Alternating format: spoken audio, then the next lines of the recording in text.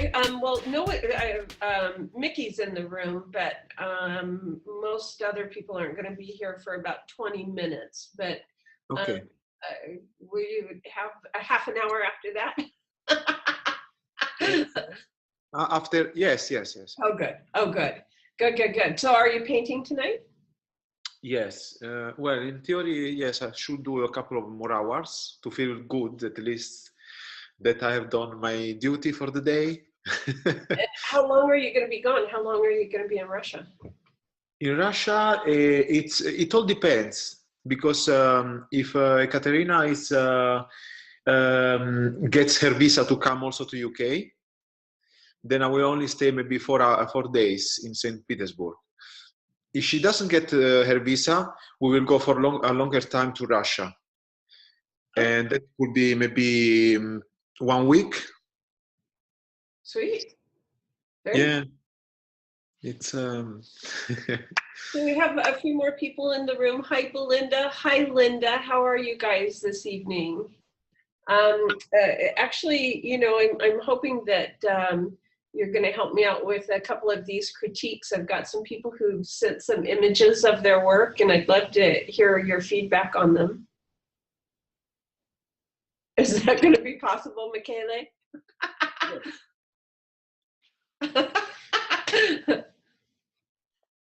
Oh, yeah. Yeah, that's much better. Yeah. That's such a huge painting. How big is it?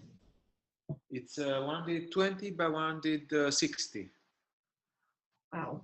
Centimeters. Wow. It's a big one. It's beautiful. I love the books that you have back there. Ah, yes. It's the part that is almost finished. Now, what did you work on? What have you been working on? Because it's pretty close to what I saw yesterday, right? I just put a base color. I see that. On it, and I've started to paint this part. I see that. Yeah.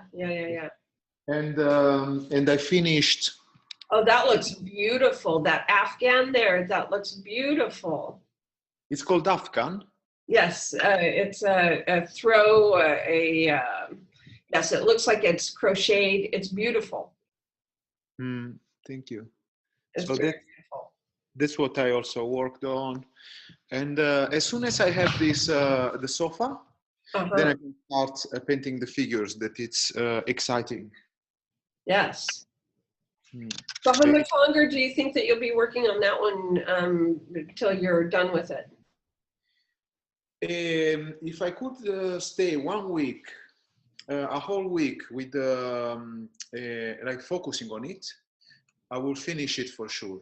So since you're going to Russia, when you come back, does it affect your paint time? Do you get a little bit off and it takes you a few days to get back into the groove of painting like a madman?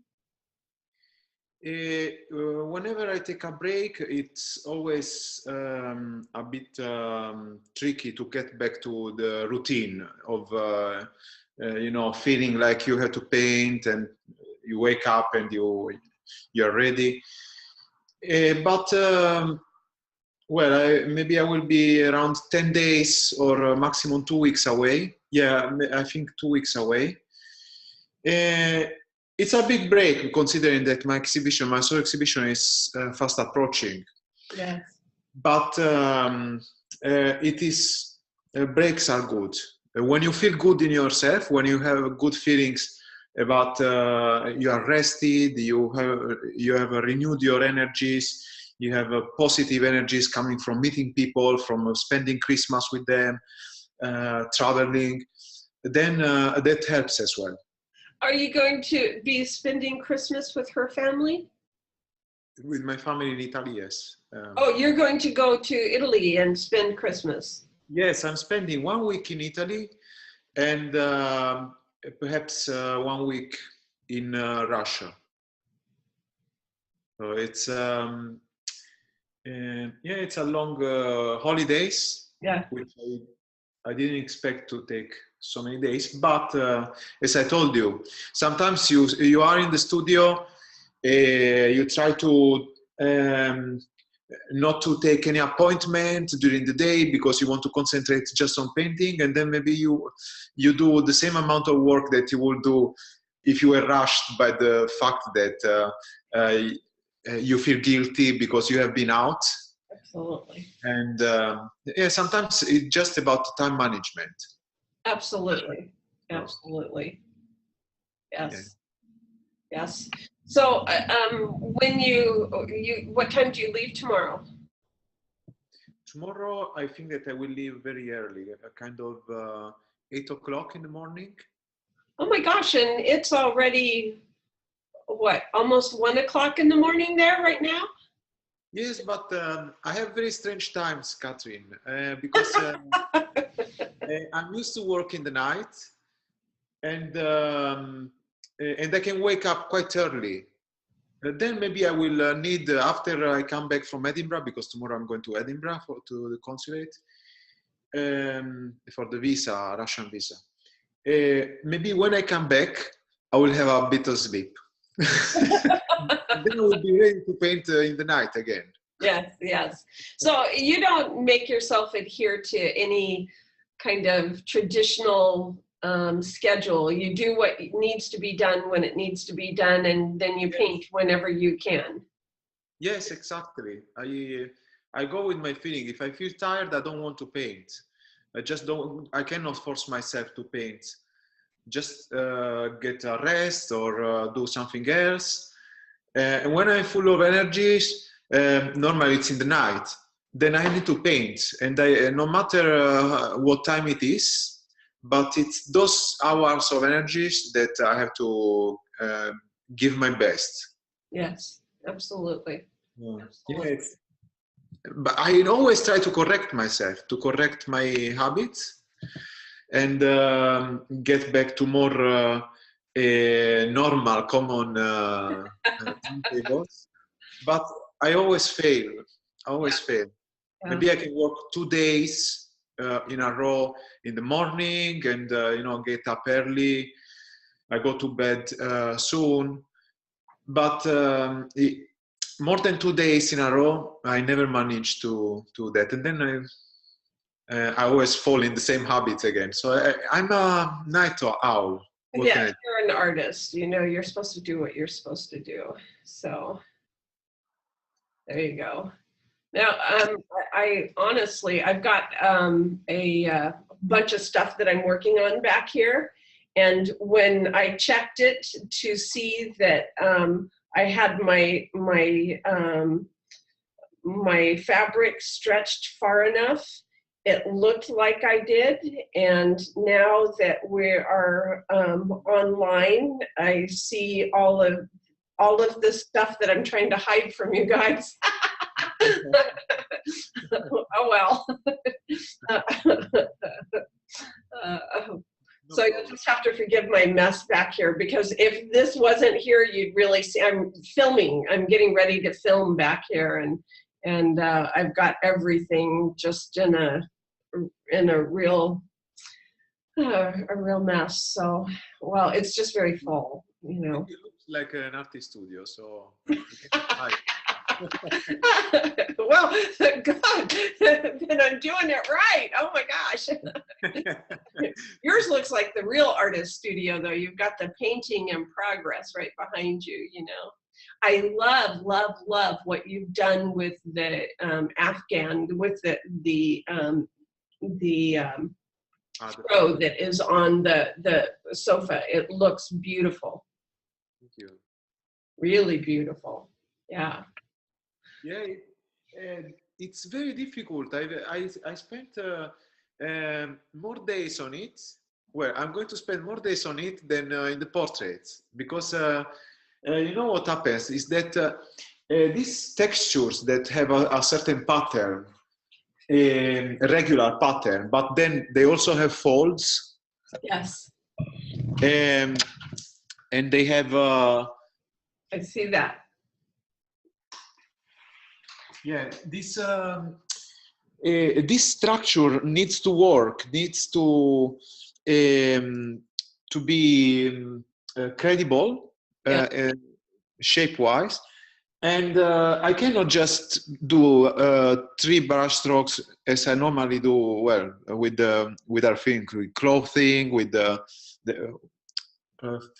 things, with the skin tones. But here, really, every hole needs to go in the right direction because it all follows certain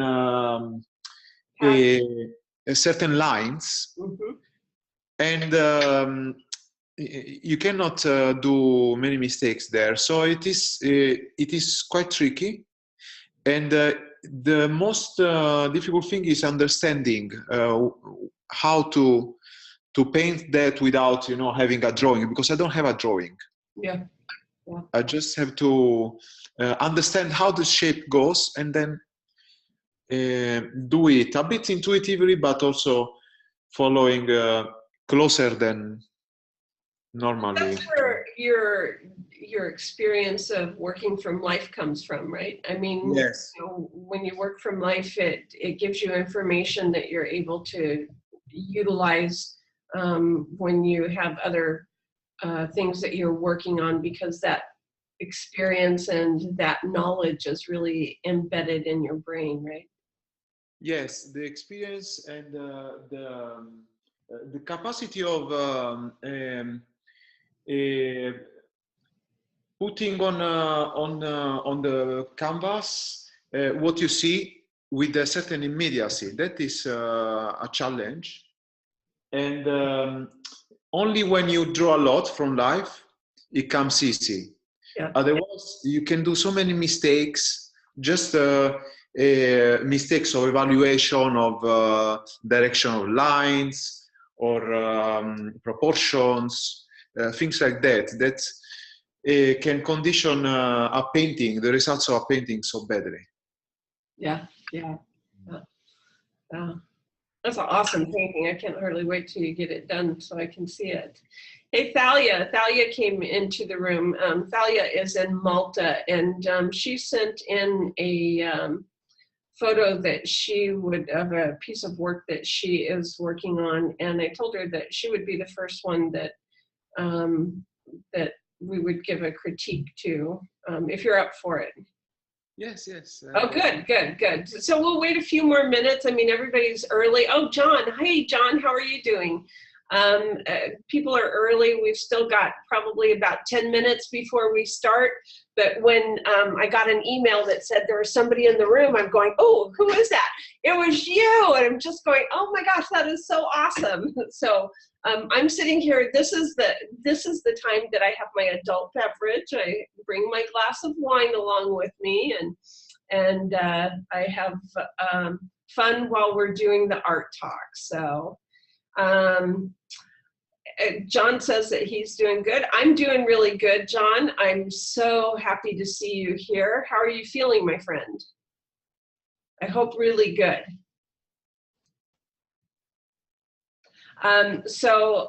Yeah, we'll wait a little bit longer for more people to get into the room, and we'll just go for it. Good. I'm glad to hear that, John. So, Michele, what I'm doing here is I'm multitasking. I've got the dashboard here in front of me. It's you and me talking right now, and when we start, what I'll do is I will put Thalia up on the screen with us, and then I will switch over if you want to, Thalia, and raise your hand if you are up for that. And then I'll bring up her painting, and we'll talk about that. Oh my gosh, congratulations, John. John is in an art show right now, a pop art show right now, and he's sold 15 paintings tonight. Yay. Wow. It's awesome, right? Sweet. Woohoo. Right at Christmas time, perfect timing. Yes. So Michele's getting ready to have a sale of chiclets that you do, right? We were talking about that yesterday, right? Yes, yes. I also give a discount on people who ask for it, or my old clients. So whoever is interested, I can give them a code for a 20% discount on my Giclée prints. Oh, sweet, sweet. Just for Christmas. Sweet. So yeah, Michele does incredible work, and he has been one of our masters previously, and he has another interview coming up after the first of the year. He has just done some amazing things that I think everyone should really know about. So I'm not going to give it all away because I want you to watch his interview. He's just absolutely amazing. So yeah, we'll wait another 5 minutes or so, and then we'll get started. It's the middle of the night where Michele is. He is in Glasgow, Scotland, and he is a night owl, thankfully. So he's here in the studio. He's in the studio with us. So isn't that awesome? We get to have a peek at his work in progress back here, and that is just a beautiful piece. Beautiful piece. So if you guys are on Facebook and you don't follow Michele, you can go to Michele Del Campo on Facebook, and you can see more of his work. Oh yeah, there's a piece of his, a finished piece. Yeah, there we go. For people who don't know. Yes, absolutely. I can't hear you yet, Thalia. I will promote you here in just a little bit, and then we'll start talking about your painting in a few minutes. But we'll wait just a couple more minutes. We have a large number of people who have signed up for the webinar this evening, so we'll give them a few more minutes to see how many of them show up, and I'm really looking forward to it. And I'm just so grateful that you're here, Michele. I was just going, oh my gosh, this is awesome, awesome. Yeah, Michele and I Skyped yesterday, and we had quite a session yesterday, didn't we? I mean, we were. Yes. We always have so much to say about art, about what we do, and there are so many things that we do. So we have always lots to talk about. Yes, absolutely, absolutely. Yes. Always busy, always doing things. Absolutely, Michele is one of the most interesting people that I know. He does lots of amazing things. So. Follow him on Facebook. You'll get to see some really incredible art. He paints really big, so you'll see some really incredible pieces that he does. And one of the things I really like about your process is that a lot of your color mixes are they are so vibrant. You know, you use you use some colors straight from the tube in order to get that chroma that you're looking for in your paintings. Yeah, my painting is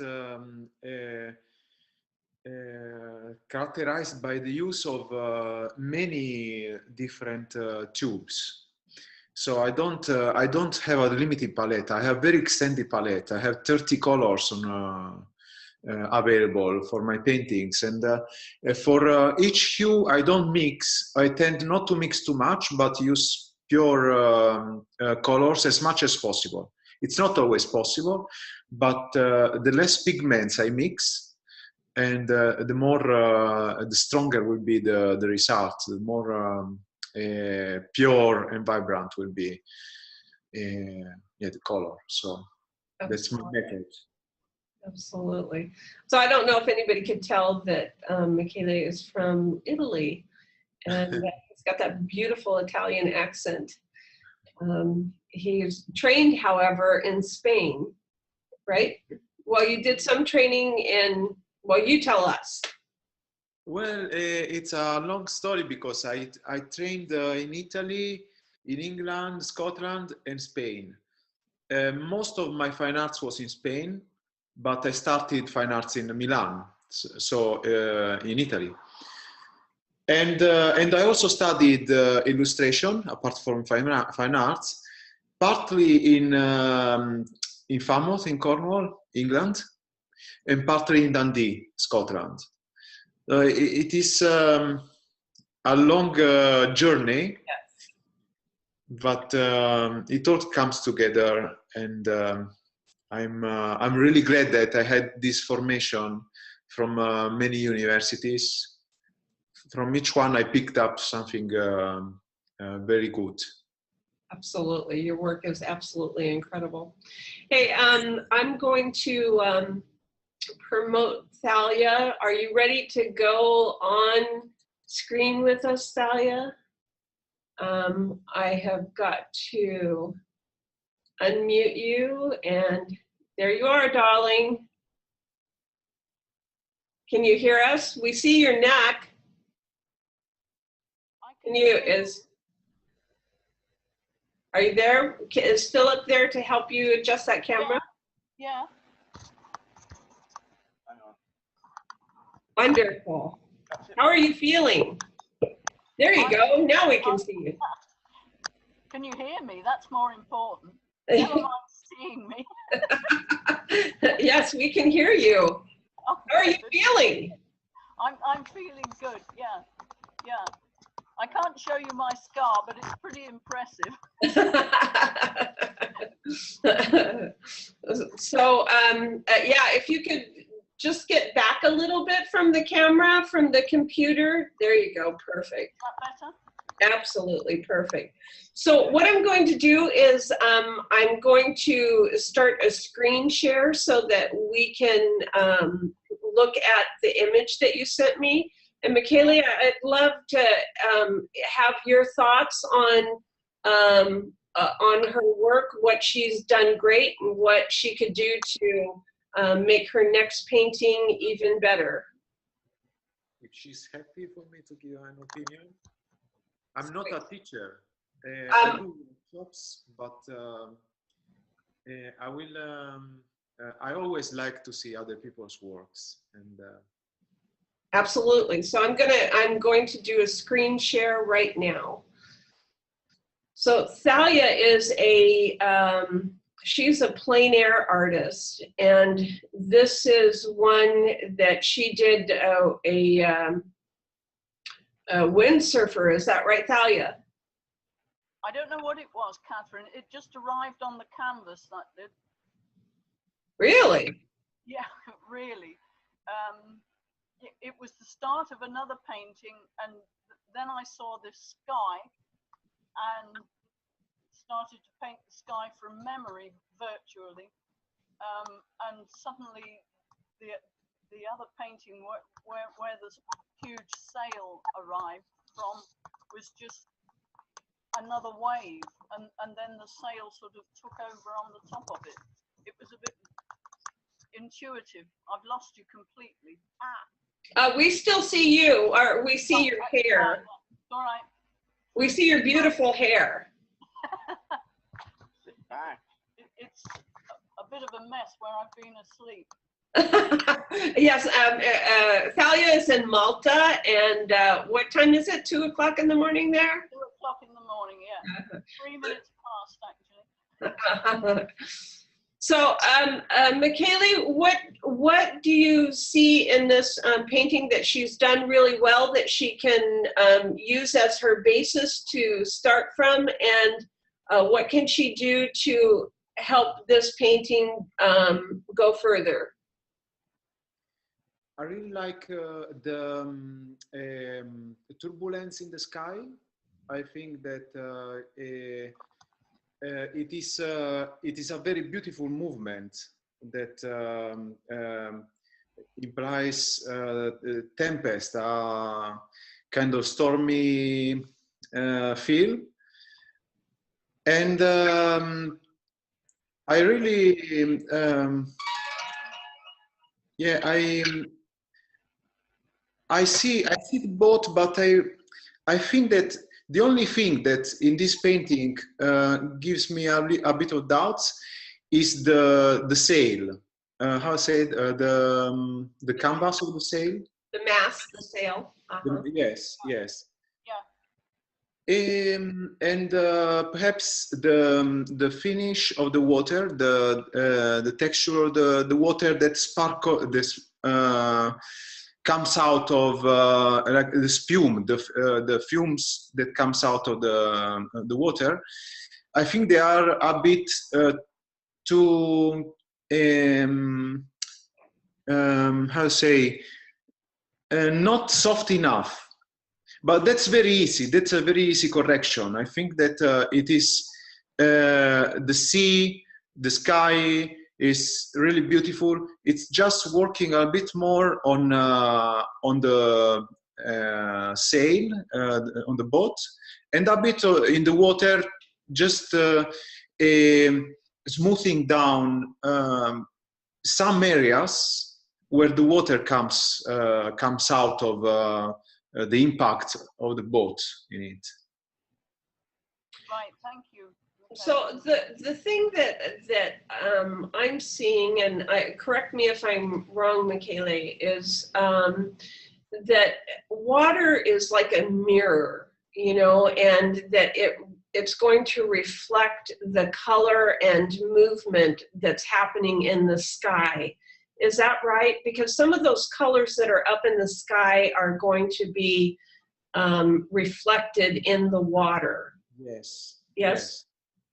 That is a very good advice, because no matter what colors are in the sky, they will always be repeated in some way in the water, and it is perfectly right, especially closer to the spectator.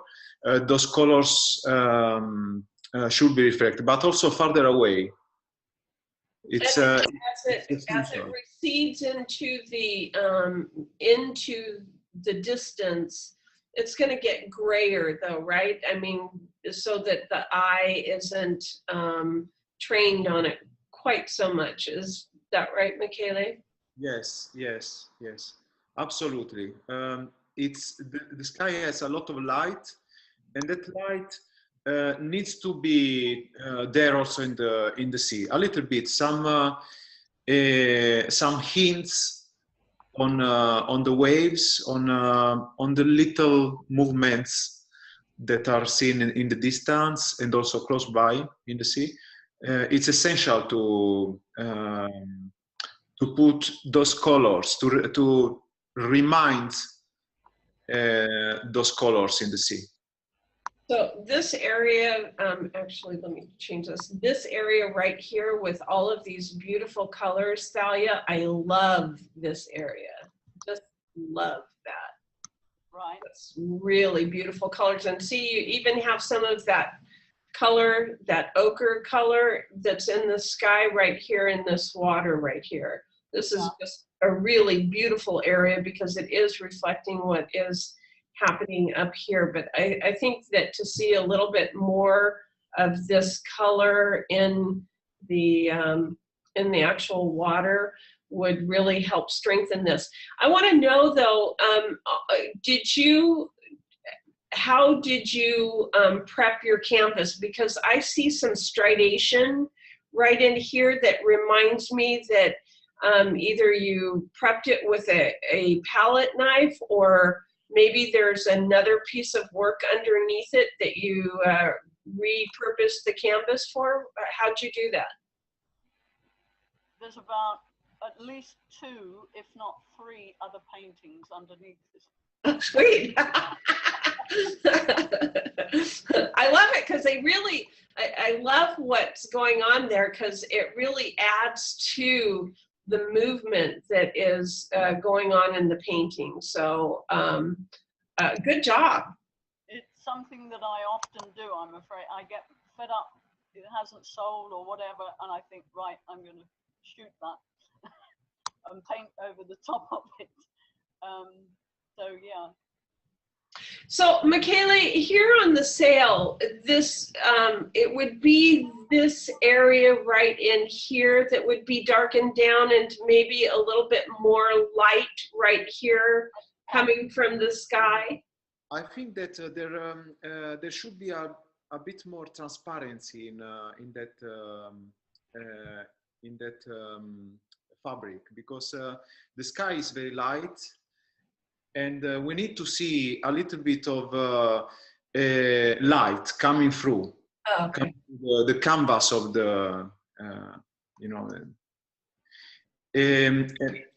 that is and it should contain a little bit the colors of the sky as well, because that light that comes through, the transparency is always achieved by using what's behind. And what's behind is this mixture of very bright colors, and they should be reflected a little bit in this part of the painting. It's a very I would advise you to see perhaps some scene by Sorolla. Joaquin Sorolla is a Spanish painter beginning of the 20th century. Yeah. He used to paint many boats with this, how do you call it, sail?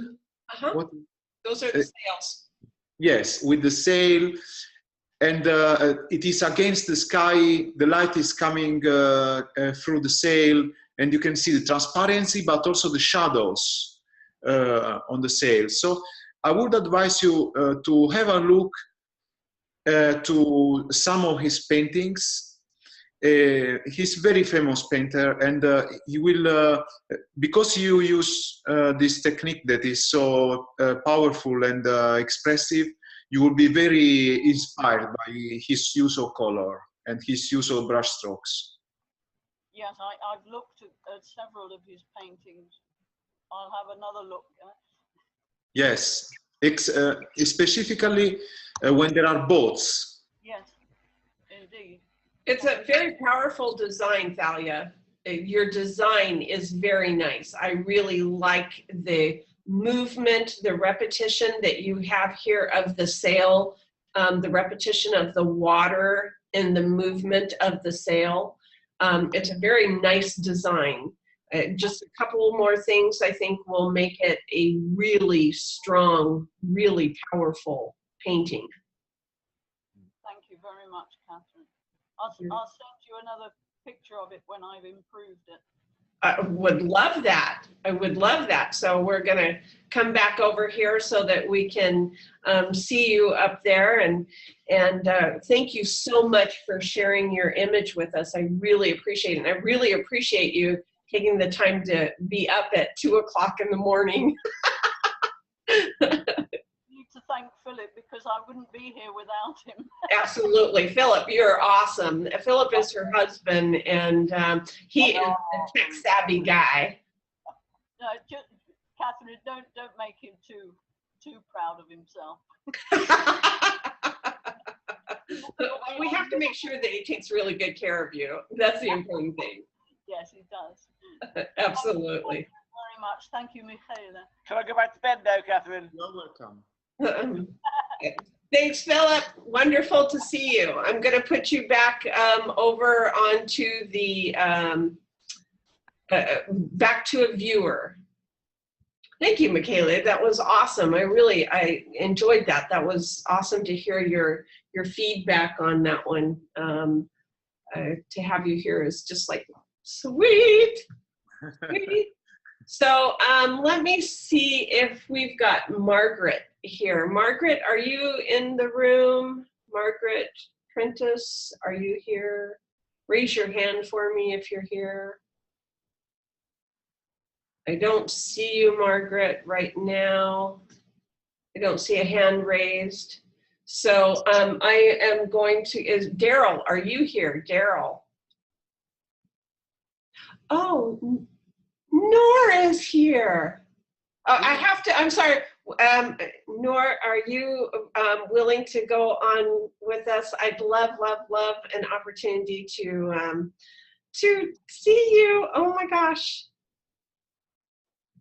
Oh, there she is. Yay. Hi. How are you? I'm very well, thank you. It's Oh, so good to see you, Kathryn. So wonderful to see you. So you're in Seattle now? Yes.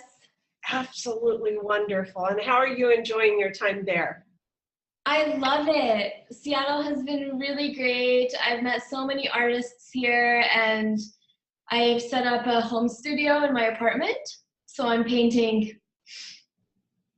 Awesome, awesome. So Michele said that you were in another studio, or maybe I misunderstood.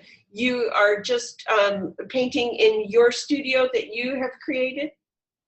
Yes, I do go to another studio for classes and for life drawing. So I go to another artist studio for that. But my own paintings I'm doing at my home studio. Sweet, wonderful. Oh, it's so wonderful to see you. I've missed you so much. So everyone, we're going to have a little private moment here. I have to tell you that my next door neighbor, I was really encouraged by this because of you. She and her husband are Baha'i. Oh, no way! Yes, I'm just going, oh my gosh, that is so cool because of you and the information that you shared with me, I actually had, an opportunity to actually understand what she was sharing with me. So it was awesome. Wow, that's amazing. That's so cool. Yeah, that is really awesome, right? So, oh, good. So how long have you been in Seattle and how long are you going to be there? I've been here 3 months and I'll be here until the end of June. Sweet, sweet. So, and where do you go from here? Probably back to Canada. Sweet. Most likely. Very good. Vancouver. Yes.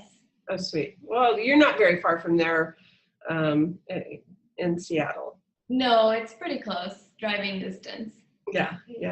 Wonderful. Oh, sweet. Well, I'm so glad to see you. It's wonderful to see you. Same. It's really great to see you, Kathryn. And if I'm ever, are you in Arizona? I am in Arizona. Okay. Yes. So if I'm ever coming that way, I'll definitely get in touch. I would love that. I would love that so much. I would love to see you. So sweet. Thank you so much for being here. So I'm gonna put you back as a viewer, unless Michele. Now, everyone, before I put Noor back to a viewer, she also is an artist.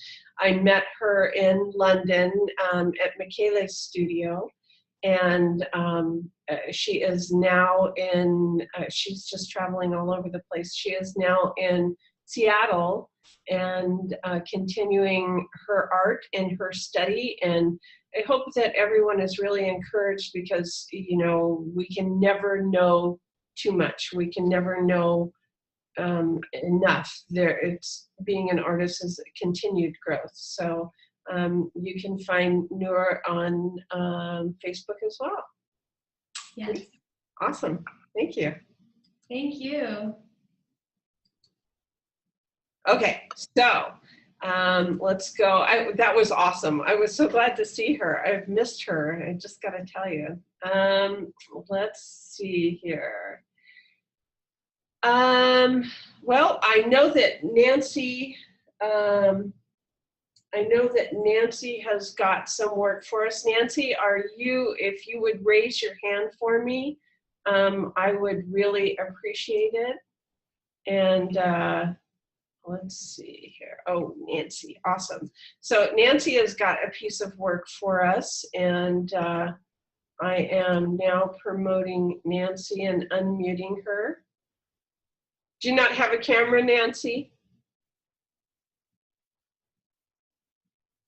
Are you there, Nancy? Hello, Nancy. Let me see. Nancy has a piece of work for us to look at, and Nancy, do you have a microphone or a camera? Are you able to talk with us? In the chat, she says that her camera is broken. Her camera is broken. So thank you so much for for doing my job for me, Michaela. I really appreciate that. And Nancy, do you? Well, thank you so much for taking your time here. So I'm going to share her image right now, and I'd love to have your thoughts, Michaela, on her piece here. This one is called A Cold, Frosty Morning. And there are some really amazing things that I see that she's done here that I really like a lot. Yes, yes. No, definitely, it's very well achieved. I like the light, just highlighting some parts and not everything, just some spots in the tree in the foreground, but also in the background. And it is very well achieved, the sense of distance and the atmospheric Perspective, yes. perspective. So I had to compliment her on that. Maybe it would be interesting to see maybe the foreground with a more with a color that is a bit more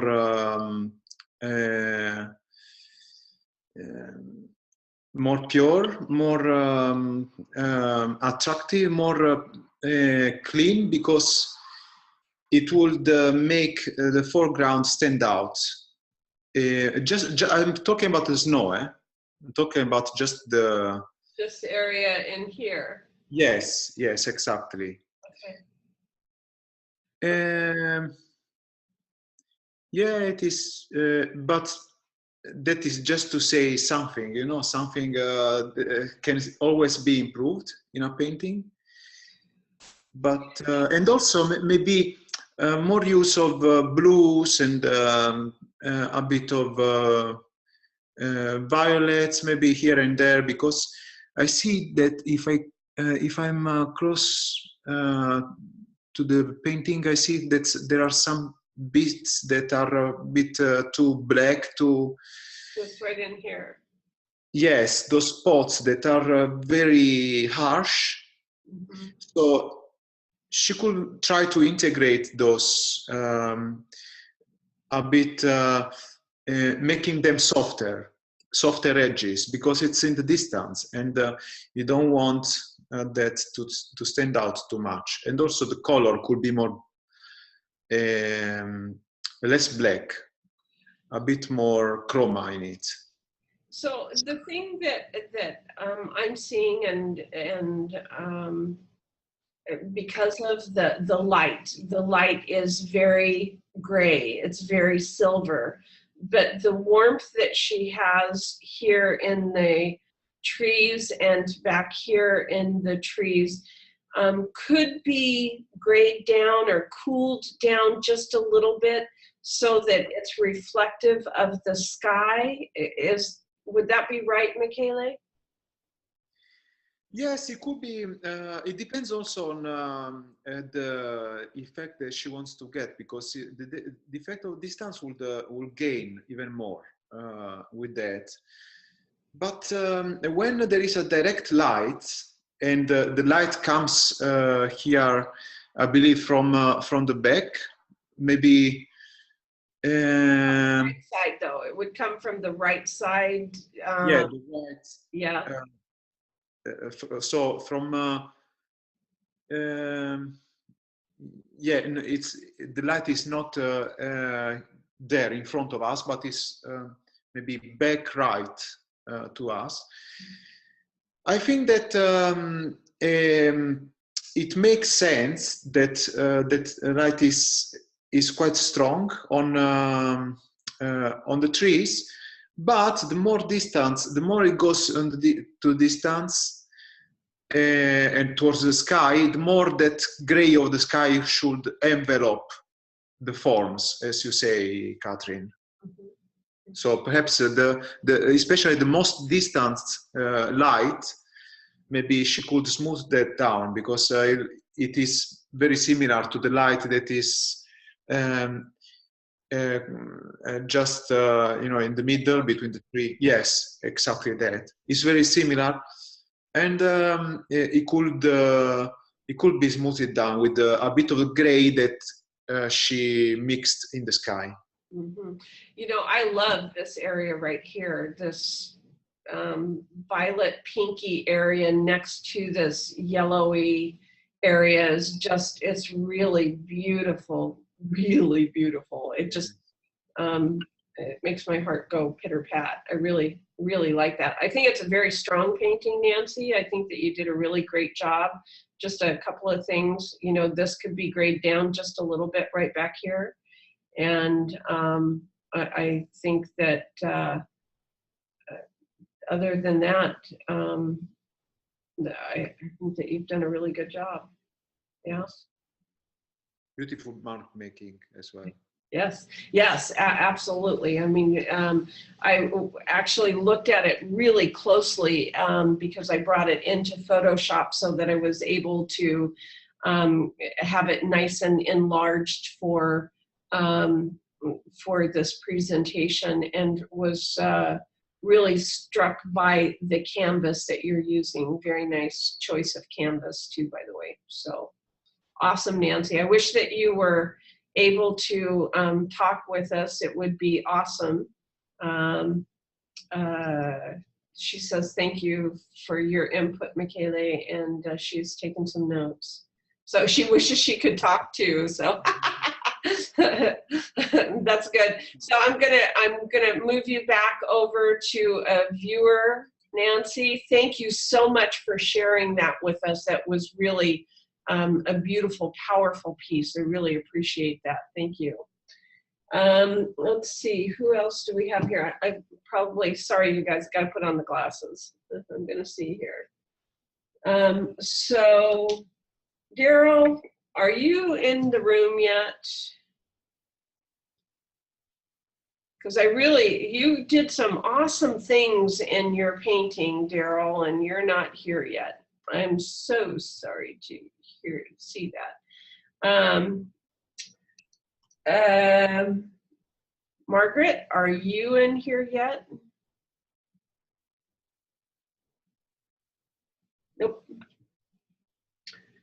How about Linda Reynolds? I thought I saw you in here, Linda. Linda, are you ready to be promoted, Linda? Can I promote you to a panelist here? And let's see here. Here we go. Nope, that's John Thompson.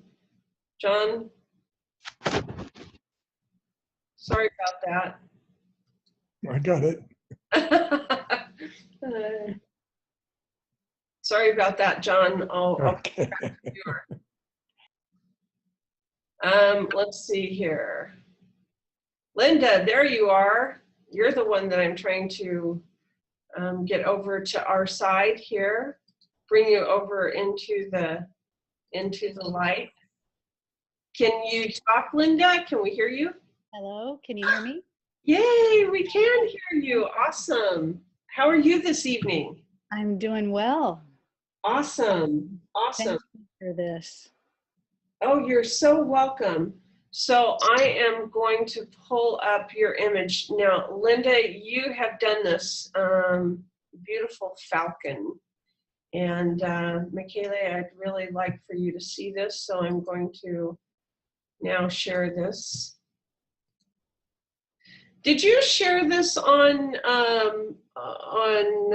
Facebook, just a few days ago, Linda? Yeah, Yes, I saw it. I liked it too. I liked it on the actual image. Michele, I'd like to hear your thoughts on this.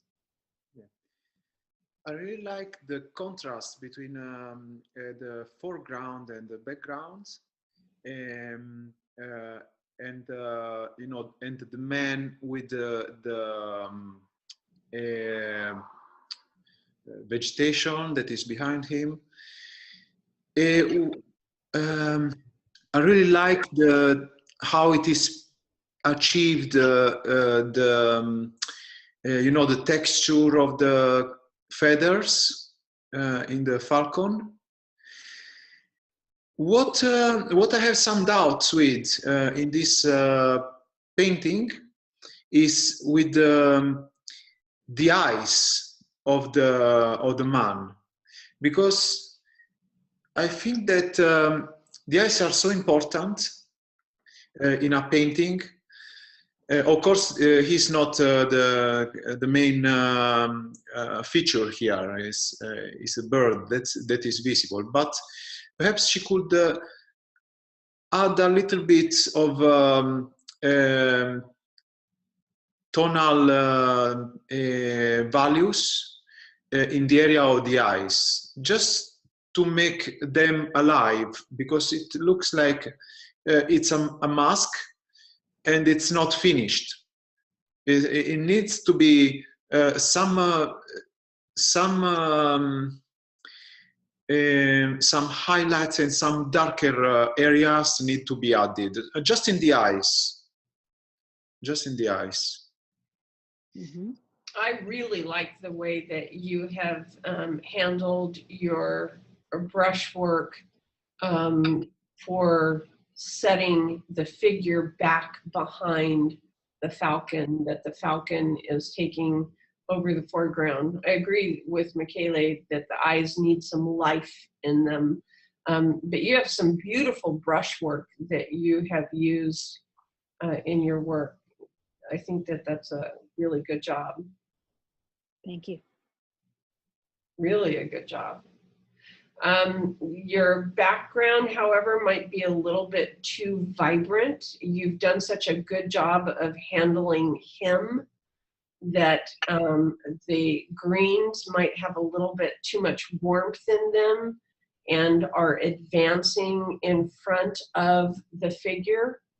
So if you grade that down just a little bit, that would really set it back even further behind him and give that same aerial perspective that you have given to him, I think. Yeah. Yes. Did I see that? Thank you. Yes. Beautiful. Absolutely beautiful. I love the intensity of the look on the falcon. I like your brushwork a lot, actually. You've done some really beautiful brushwork on there. Good job. Thank you. Very well.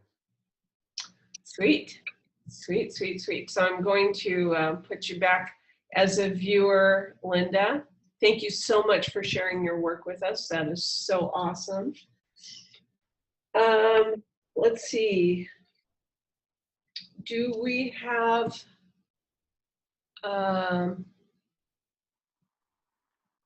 oh, Shar. Shar, are you ready? Can you raise your hand for me? You're welcome so much, Linda.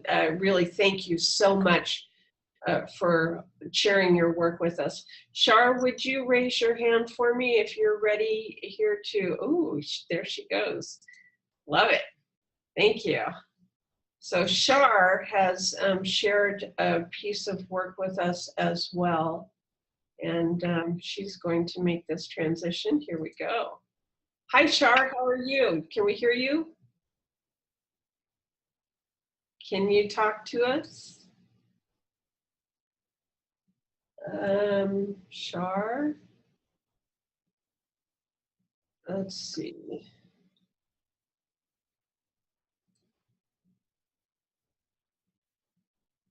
Shar, are you there? Shar, can we hear you?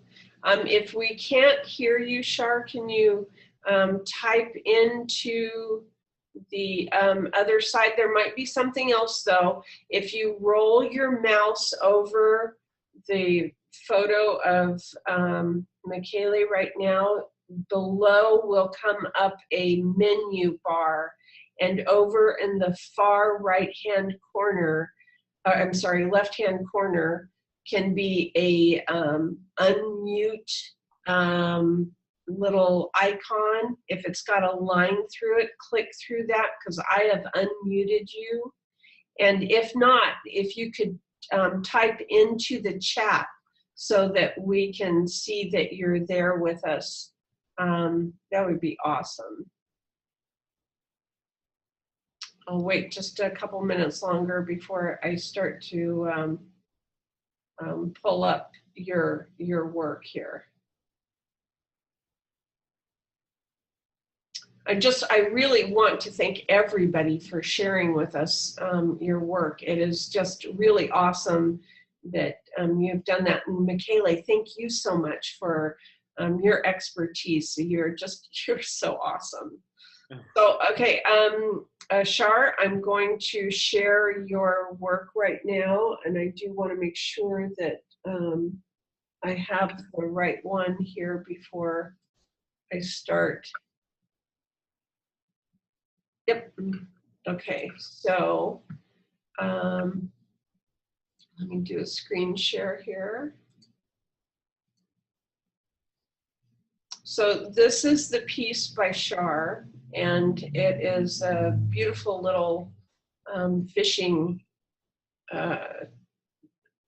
piece. I'd love to know what you think. I got to tell you, this area right here for me, I just love this area right here. Just love that. It's almost transparent. It's almost, you know, the light through the skin. It's really good. It is a very good piece. It is a very good balance between the crisp edges in the background, or in the foreground, and the edges in the background. There is something that can be improvable in that sense, because just everything works very well. The only thing that I see that is improvable is the edges of the farther trees just before the mountain, because everything is so smooth. Even the closer, no, it's you know, the mountain behind. Oh, this here. Oh, Yes. I see. Yeah. I agree. Yeah. I would just smooth those, because the trees that are a bit closer, they are smoother than those ones that are farther away. Visually, sometimes in the photograph it works, but in the painting we have to be creative. We have to think, not just to see, but also to think about how to improve the design. And here, a little bit of smoothing down those edges would integrate so well the background with the general feeling of the foreground, and the sense of distance that you have been able to give here, that it would be really good at the end. Mm-hmm. Yes. This might be a little bit of a hard edge right here as well. Yes, now I notice. Yes, also there it could be smoothing down, or just you can play a little bit with a shadow that creates a transition between the almost black mass of the grass and the very alighted area of the stone, the sand, the ground. Mm-hmm. So it by just adding maybe a little bit of shadow that has a mid-tone between the light of the ground and the shadow of the grass, that could help, or just smooth down with the, you know, just smooth the edges. Something should be done there as well. Mm-hmm. I agree. I love the composition of it. I love what it says. I love these lost edges that are on the fishing poles. I love that. I really do. And I would say perhaps, you know, when somebody is very detailed, like in this painting, everything that is a bit done too much or too undone is very visible. It comes to the attention very much.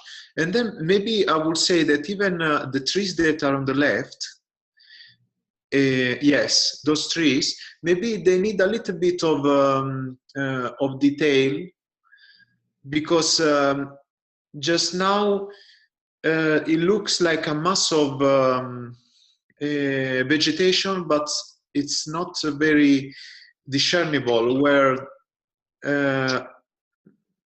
everything is. It's a bit messy. So just a little bit of detail to justify the shape, because just to give it an order. It's very beautiful, this grass that we were looking at before.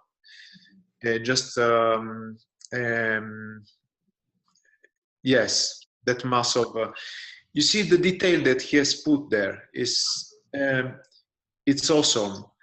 I would like to see a little bit more shape also in those trees.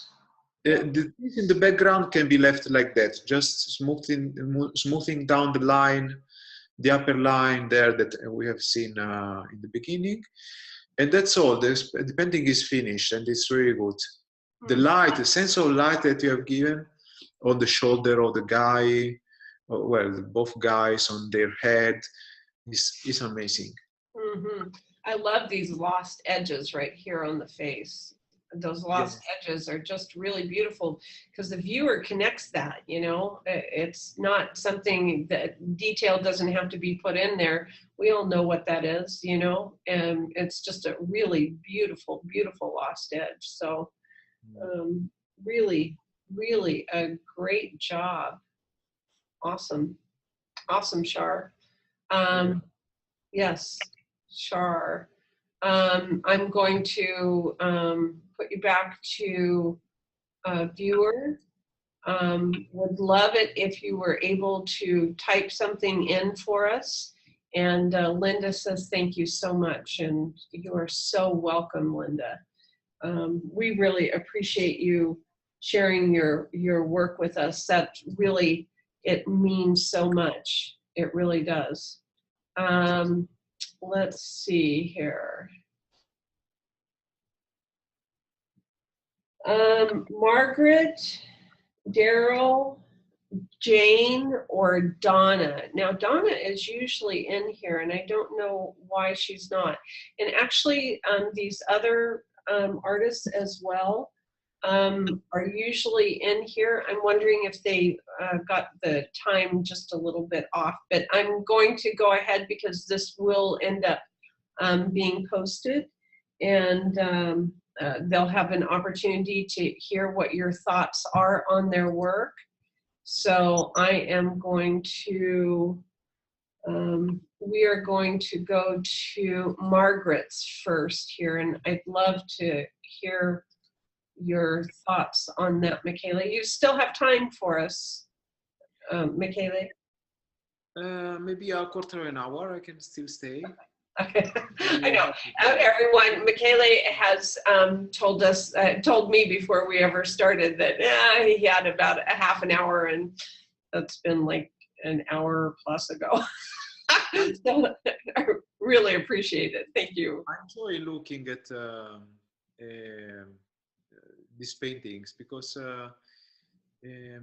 everybody has a different hand, a different interpretation of things, and it is very inspiring to see. Absolutely. And they are very good. This is Margaret Prentice's, and this is just really beautiful. Let's see here. I've got something going on here. Let's see. Shar says, thank you. Thank you for your excellent critique, Michele. And she's sorry that she couldn't find it until now.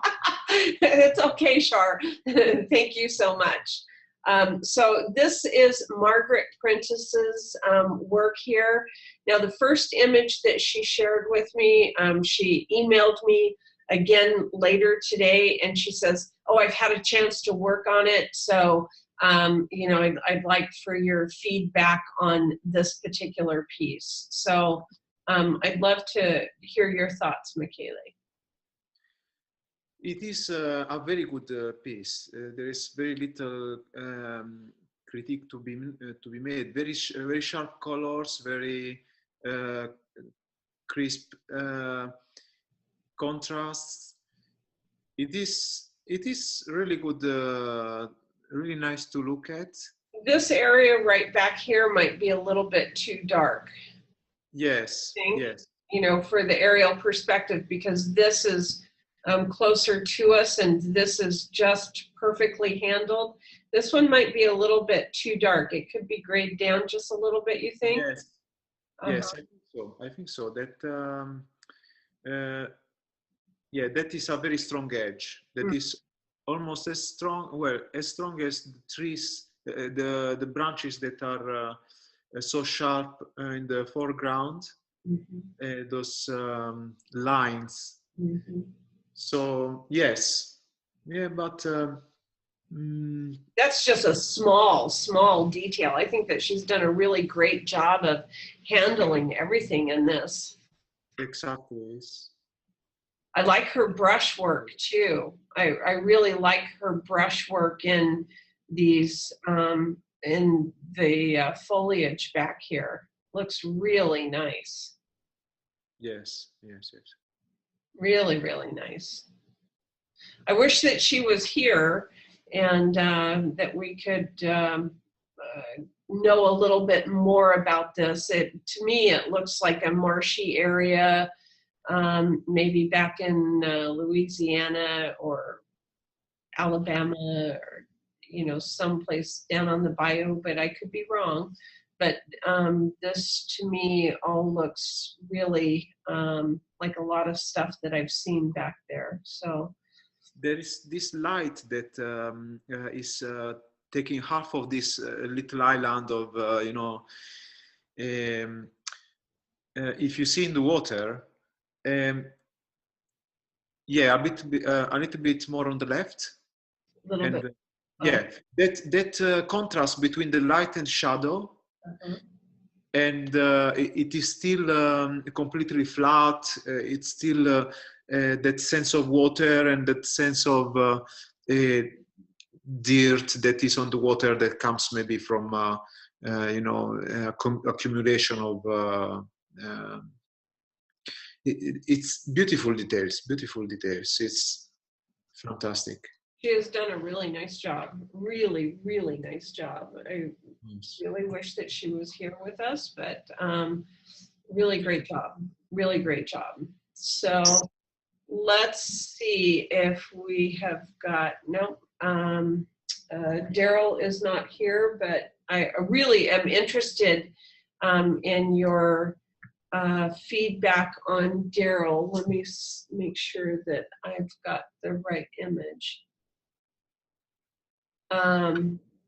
Because he's done some beautiful stuff here. I emailed him asking him to send me a higher resolution a photo because the as I blew it up there, you know, you can see the noise in the photograph, and when it was smaller, you could, you know, the crispness of his colors and brushstrokes were just so much more evident. But I love the way that he has handled the sparkle on the water. Yeah. fantastic colors as well. Very nice contrast between cold and warm tones. It's a beautiful piece. The only thing that I would perhaps improve is the clouds. Maybe the clouds are too little aerial and a little bit too solid. Yeah. There are those, I'm sorry, go ahead.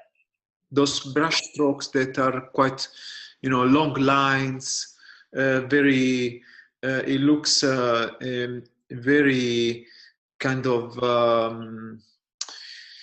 expressive in those lines are a bit perhaps taking too much attention and needs to be a bit better integrated. That's something that is very soft, very aerial, very vaporous. Vaporous. I don't know. Vaporous. No, I agree. Because, this light that is in the water should be the value that leads into, his center of interest, which is here at the lighthouse. Yes. And this is distracting because of the brush strokes, the elongated brush strokes, where everything else has got a kind of a hyper realistic effect to it, and then you've got this very impressionistic long stroked clouds up here in the top. So Yes. yeah. Perhaps I would also add that with that light so strong behind, maybe the shape of the lighthouse should be more defined, or there should be more light around the reflection. I'm talking about the reflection. The reflection of the lighthouse should be more sharp, maybe, and the light around that reflection should be more reflective of that kind of sky. If the sky is like that, maybe it should reflect more its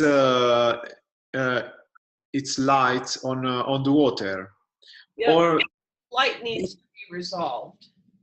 I think that as long as the painting is improved in the clouds area, which now is because it looks like this is where the light is. This is the lightest part of the painting, right?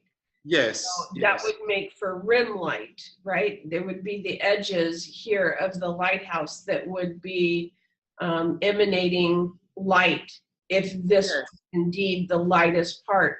But the water here is showing that the light and also the tree is coming from the left side of the canvas. Is that right? Yes, yes. I think that just adding a little bit of that light on the foreground as well as the background, because the far water is quite yellowish, quite light, quite. But in the foreground, maybe a little bit of. If he wants to leave the, I don't know if it's a he or a she. Daryl, Daryl. Yeah, if he wants to leave the sky like that, with that strong light, then I would just advise to add a little bit more reflections in the foreground, and leaving out the shape of the reflection of the lighthouse, and then maybe, as you say, a little bit of edges, very light edges around the lighthouse could help creating that sense of isolated shape in the middle of the light. Mm-hmm. But I love the way that he's handled this water. It's wonderful. It's just water. You can see it. You can really feel that it's a wet surface. There's a lot of light. It's moving. Beautiful color. It really complements. Yes. Absolutely, it's gorgeous. That water, he handled it really, really well. Really, really well. Awesome. So let's see. Jane Wood, are you in the room? Jane, if you are in the room, would you raise your hand? Nope, Jane's not in here either, but let me go over and Maybe now for me, Kathryn, would be a moment to leave because. okay. Well, thank you so much, Michele, for being here. I really, really appreciate it. And because everyone, it is the middle of the night. It is like almost 3 o'clock in the morning there right now, right? Yes, it's exactly, almost 2 o'clock. 2 o'clock. So Nancy says, thank you so much, Michele. She really, really appreciates it. So You're thank very welcome, Nancy. And everybody else. I really enjoyed the experience. And if we can repeat it, I'm very happy to be here again with you. Awesome. So I'll talk to you soon, Michele, and good luck tomorrow getting all of your details taken care of. Okay. My friend. Thanks to everybody, and particular bye also to Noor, who is there in Seattle. And ciao. Bye-bye, ciao. Bye-bye. So everyone, thank you, Michele, for being here. We're not done though yet. I want to, you just go down there to the bottom right and end, Here it is. take yourself out.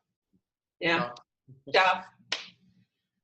So that was so awesome. I really appreciate him being here. So I'm going to go on to Jane. Jane, are you here? I mean, I really feel really alone up here now. But let me go over here and find Jane's photograph here.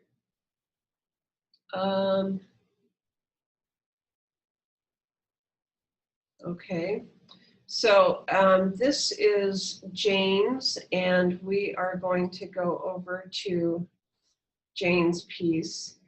I was really encouraged by Jane's because it is of the Umpqua River in Oregon. I'm very familiar with this area, and she's done a really beautiful job of handling it. This area right here where she's got the water moving from an upper to a lower plateau on the canvas, I think she's handled that really well. I like the light that she's used. Maybe this ground plane right here could be just a little bit lighter, a little bit warmer. Some edge work right along here, some lost edges might be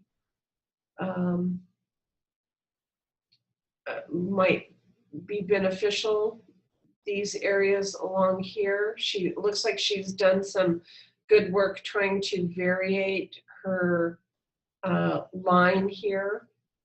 It looks beautiful. Now, one of the things that I know about the Northwest is that it looks very blue.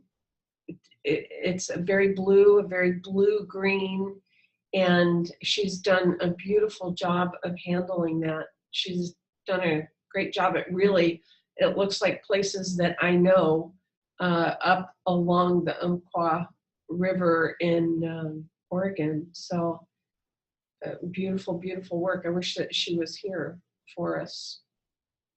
So some edge work, I think, would be the thing that I would recommend the most, these edges could be softened down so that they really disappear into the sky plane. They could just be softened. They're just a pretty hard edge. So it's just edge work that is really part of what would finish off that painting. And let's see here. Nancy wants to suggest that varying the bank a little bit more to make it a little bit more calligraphy.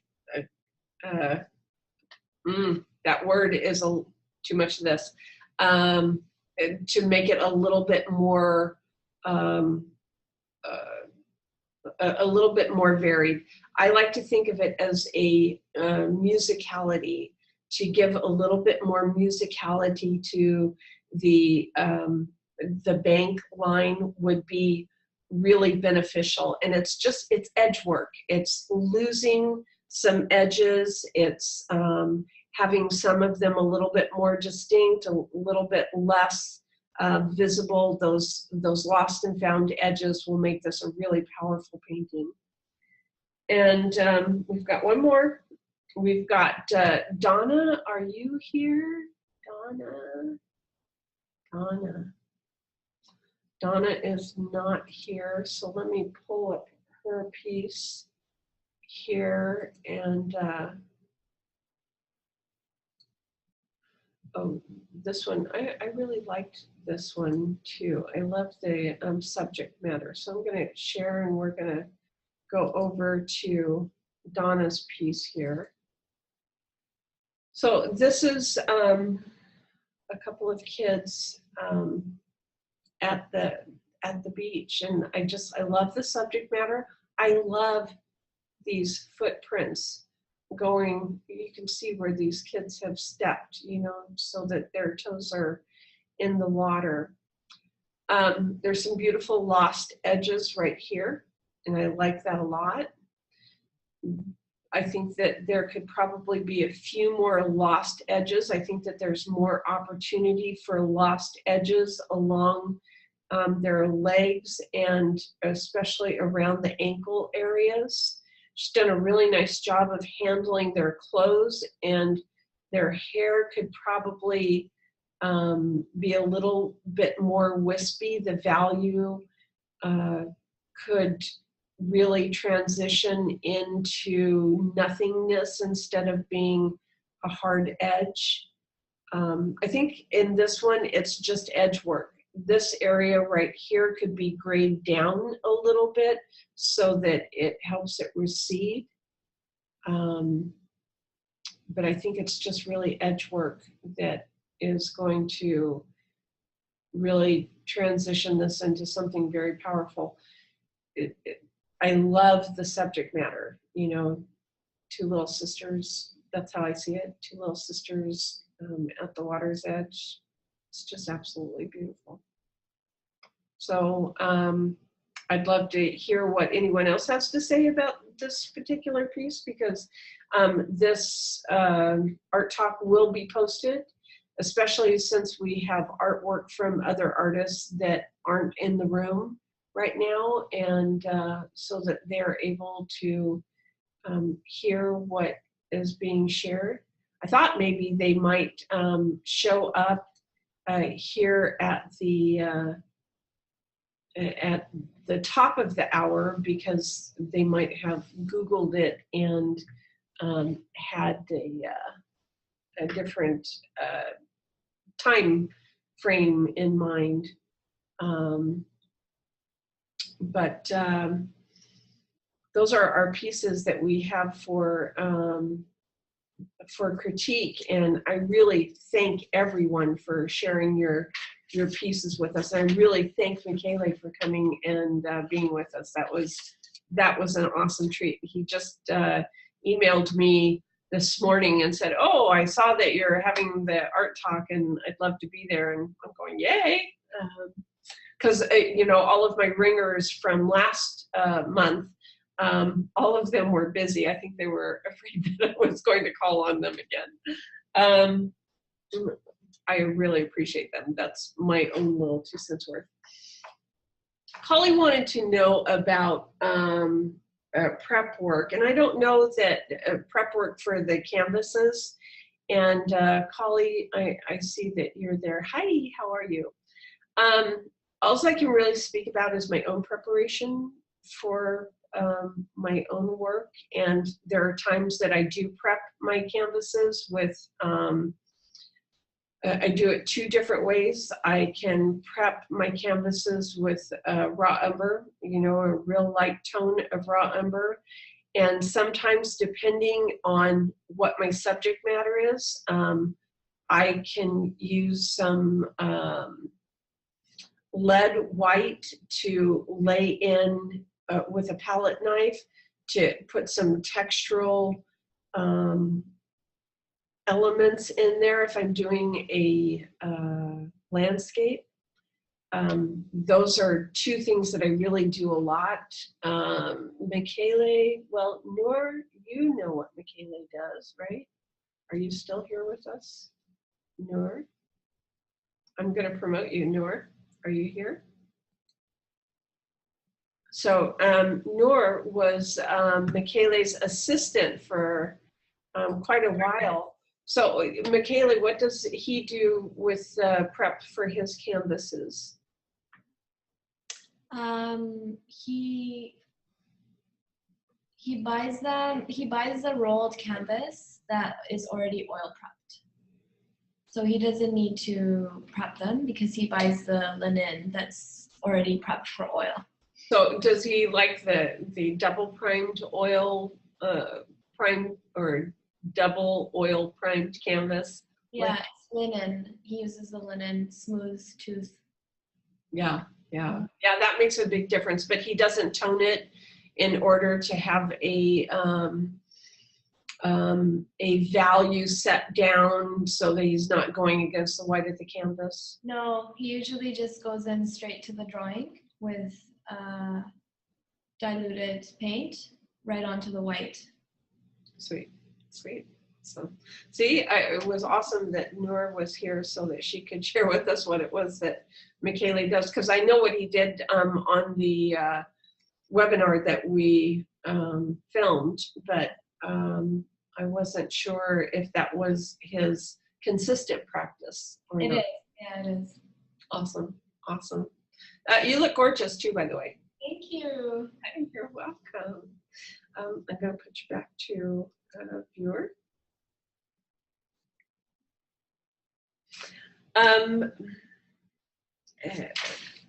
Mickey, are you still here, Mickey? So I am not real great about sharing my own journey, but Mickey has asked me, she emailed me and has asked me a couple of times actually to share, hi Mickey, to share my journey of art because she thinks that it happens more time than not. Many of our artists talk about knowing that they were artists from a very early age, and you know, they couldn't get a pencil or charcoal or brush in their hand fast enough. But there's also artists that are like me. I was very busy in my life and didn't have time that it takes to sit down at an easel to paint or draw. There were times in my life, I'd always been able to draw. There were times in my life that I had this really compulsive obsession with drawing. And I would spend weeks drawing things. And after that compulsion was satisfied, I'd set it aside and I'd just go on with the rest of my life. I lived on a farm for a lot of years, had horses and cows and all kinds of critters. And I was a runner. And when I was running one day, I took a tremendous fall and I wiped out both of my knees. And I had injured my left knee twice previously and had read everything that I could about knees and had done all of the work myself to heal my knees, because there was something in the back of my head that said that if I let a doctor get hold of me, it was going to be the end of my running life. Little did I know how true that was going to be. I took a fall, I was running, and I wiped out both of my knees. I actually fell in front of a huge delivery truck and almost got run over. And he pulled over to the side of the road and he was going, "Oh my gosh, are you all right?" I mean, I'm crawling to the side of the road as fast as I can to get out of this guy's way. And I waited about 6 weeks before I went to go see a doctor. Because I thought that I could continue to do the work myself to heal my knees, only this time it was beyond my own ability. And went in, saw a doctor who was a sports guy. He had been a football player, and I thought, I'm in the right place with the right guy. When I came out of surgery, I was told, "Don't move your knees. You know, you've done more damage to them than you can ever know. Don't move." You know, and I went from being a hyperactive person to being in a wheelchair. Both of my knees were wiped out. My right knee ended up having to have a lot of pins and stuff. And because I'm the kind of person that I am, I started looking for things that I could do that would keep my brain moving in a positive progression. And the thing that I had always been able to do was draw. And so I got a sketchbook out, and the very first thing that I did was I sketched what I saw. The end of my bed and my wheelchair at the end of the bed where I was. I spent 3 years going through 5 surgeries on my right knee. And during this time, the thing that really kept my sanity was art, was drawing.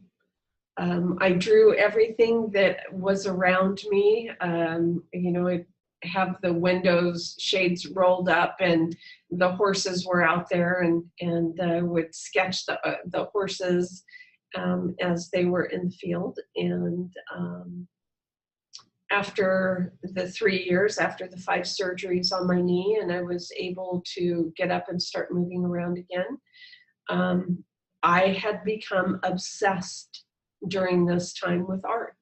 And I went immediately and started seeking out art instruction that was going to help me become this artist that I had in mind to be. And I went to Texas for about 4 months and studied with an artist there. She's no longer alive, and you know, was just further consumed by art. And then from there went off to Italy, and I went to art school in Italy for the better part of a year. And that's where art got me. And I know that I'm not the only one that comes to art later in life. And it was only through the set of circumstances that I was able to slow down enough, because I was entirely too busy, too consumed with the things that needed to be done in my life in order to focus on art. I have a much different opinion of all of that now, but at the time, you know, I saw it as a shift, and I saw art as an opportunity to keep my sanity, to help me keep a positive mental attitude going. And I know from my own experience the healing aspects of art, and I know that if people have challenges in their lives, that art can be a tremendous healer. So Mickey, I hope that answers your questions, and if anybody else has got any questions, we've got a few more minutes here. I'm happy to answer them. If you're welcome, Mickey. I know that Mickey also has got situations in her life that allow art to be a refuge for her, that allow for an escape. And the healing aspects of art, I can't say enough good things about it. Where it takes us in our head, where it takes us in our mind, where it takes us in our heart is truly amazing. So, you know, if you've got anything going on, art is the true healer, really, truly it is. So if there are no questions, this has been an awesome, incredible evening. I really appreciate Michaela being here. And Noor, thank you so much. It was so awesome to see you. I love hearing what you're doing, and I love that things are going so well for you. So keep up the good work. And thank you, everyone, for sharing all of your art with us. And I hope that we were able to, that Michaela was able to guide you in a direction that is going to help you in increase your own visual concept of your work, because that's something that we all need to be able to do, is to look at our work and critique it from a place of observation, not from a place of criticism. Because the first time that we start saying to ourselves that our work sucks, that I hate this, we have lost the ability to make advances in our work. We have to be able to look at our work and say, you know, this isn't my favorite thing. What is it that's bothering me? And to look at, okay, is the light right? Is the values, are those right? How about my composition? Are my colors, could I change those? To have a set of questions that are going to serve us is going to be the thing that's going to make our work stronger. So I encourage everyone to be kind to yourself as you're critiquing your work. Words that are going to be helpful are, what can I do to make this into something that I really enjoy more? What can I do, rather than I don't like this? Because asking ourselves questions, we'll look for the answers. Just making blanket statements are not going to serve us. So I hope that that helps too. So thank you so much. We'll have another one of these after the first of the year. I really hope that everyone has beautiful, happy holidays. And thank you so much for being here. And thank you, Nora, for being here. And Michaela, thank you so much. Okay, I'm going to call it an evening. Talk to you later. Bye.